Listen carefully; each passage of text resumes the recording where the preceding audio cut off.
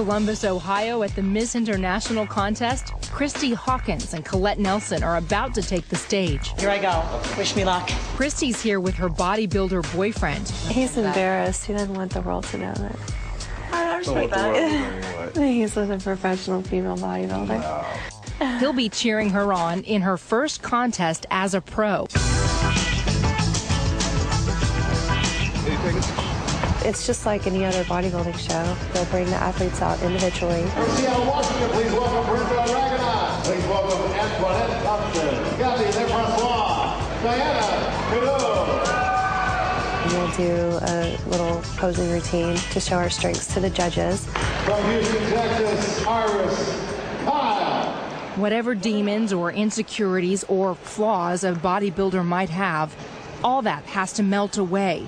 Up here, they have to be in control, even more than in the gym.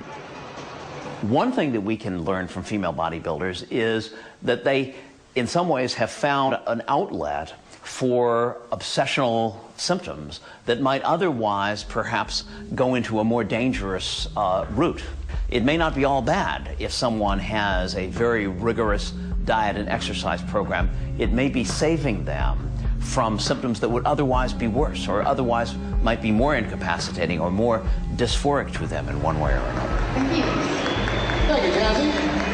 Here comes number 13 from Pasadena, California, Kristy Hawkins. Bodybuilding's given me the chance to feel glamorous and beautiful, you know, whereas normally I would just be in the gym, no makeup on with sweats.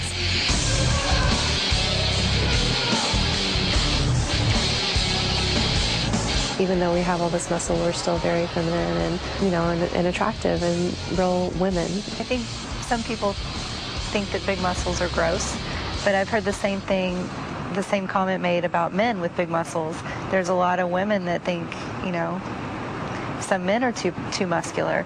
So it goes both ways, you know, and people have their own preferences, and that's their right. You know, they don't have to like it. It's my body. Thank you, Kristy. Here comes the queen.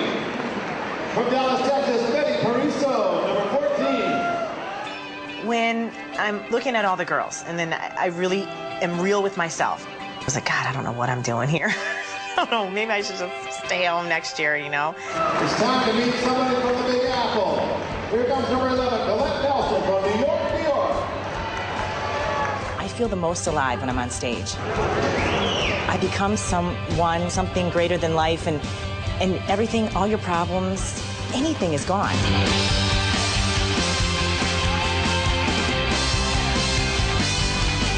When you're on stage, it is like heaven. It really is. It's like being in heaven, you know? Thank you very much, Colette. And then they'll bring us all out together and they'll do the comparison round and go through each one and compare individual body parts. Right double bicep.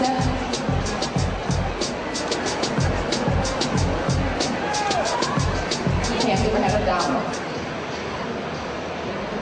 How about a big round of applause for that? In the end, Kristy and Colette do not win. They don't even place in the top 6. A lesser woman might quit, but they're hooked. So defeat only fuels their fire to try even harder next time. I wanted to have a fairy tale ending. I did. I would have loved to have placed the top 10. I kind of, honestly, I felt a little bit disappointed, but it was the usual veteran competitors in the top 6. All of them looked tremendous. And so, you know, it's just going to take me a while to work up to that level, but I hope someday I can stand next to them. Me being here at the Miss International is almost surreal. This is coming from a little girl that was diagnosed with type 1 diabetes and was told from a doctor that there are going to be things you're not going to be able to do anymore. And when I was told that, I wanted to do something that was going to prove those exact words wrong. And I fell into this world of bodybuilding. I didn't even think it was possible I would ever get a pro card. When I did turn pro, I thought, well, wouldn't it be great if I could step on the Miss International stage? That would be unbelievable. And I did that. Any Any athlete who's risen to the pro level has to be hooked. Why else would they work so hard with no guarantee of winning? Beautiful. But why muscles? Some women embrace bodybuilding for what it gives them on the surface. Yeah, like that. Bring them down a little bit, the arms down. Yeah, beautiful. Some appreciate it for the emotional rewards they say it offers. For yet others, it's a coping mechanism that helps soothe a profound insecurity. So, are they perfect specimens or just perfect candidates for the psychiatrist's couch? Maybe a little of both. Among the women competitors that we have seen, they ranged from ones who were very much in control of their lives and were not compromising their social or occupational function in any way with their bodybuilding lifestyle, all the way to people at the other extreme who were profoundly distressed and who were profoundly compromised in terms of their ability to deal with the regular world.